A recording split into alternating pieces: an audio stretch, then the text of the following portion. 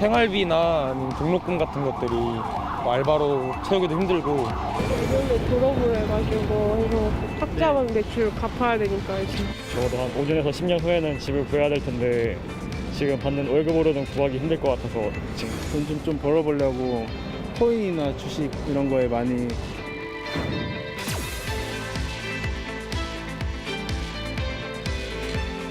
더 좋은데 취직하는 게 목표이기 때문에 전공 살려서 취업하기도 좀 힘들고 코로나여서 취직 자리도 많이 없어가지고 스펙 같은 거 안 쌓으면 또 힘든 시대니까. 이제 어떻게 해야 하지 이제 혼자.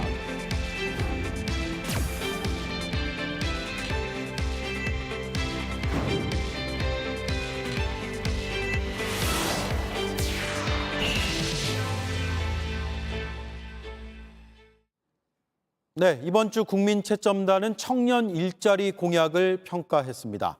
후보들이 공약을 3가지씩 냈습니다. 온라인 패널 약 1000명이 어제부터 조금 전까지 점수를 매겼습니다. 그 결과를 지금 공개합니다.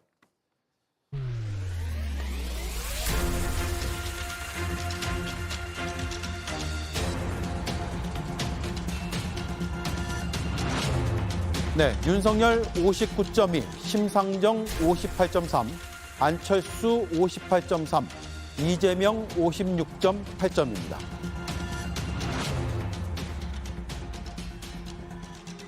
네, 이 점수의 의미를 민심연구소에서 자세히 짚어보겠습니다. 최승훈 기자, 윤석열 후보가 지난주에 내 집 마련 공약 평가에 이어서 이번에도 1위를 차지했는데 그런데 청년 정책을 채점한 게 이번이 처음이 아니죠? 네, 맞습니다. 지난해 11월에도 청년 정책 공약을 평가했습니다. 당시 3위와 4위였던 윤석열, 심상정 후보가 이번에는 1위와 2위로 올라왔습니다. 평가 범위를 청년 일자리 공약으로 좁힌 데다 후보의 이름을 가린 블라인드 평가를 도입하면서 순위에 영향을 준 것으로 보입니다. 그렇군요. 어떤 공약이 호응을 가장 많이 받았습니까? 네, 채용의 공정성을 지키겠다는 공약들이 가장 인기 있었습니다. 네 후보 모두 이렇게 불공정하거나 부정한 채용을 막겠다고 약속했는데요. 3가지씩 낸 공약 가운데 각각 선호도가 가장 높았습니다. 네, 모두 공정한 채용을 약속을 했는데 구체적인 내용이 어떻게 다릅니까? 네, 먼저 윤석열 후보는 공정채용법을 만들어서 고용 세습을 막겠다고 약속했습니다. 임직원 자녀에게 가산점을 주는 제도와 같이 불공정한 채용 방식을 고치겠다는 겁니다. 심상정, 안철수 후보는 채용 비리와 부정을 처벌하겠다고 공약했고요.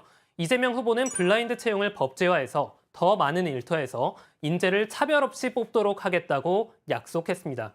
네, 청년들의 취업 걱정을 덜어주려면 채용의 기회도 넓혀야 할 텐데 일자리의 양을 늘릴 공약이 나왔습니까?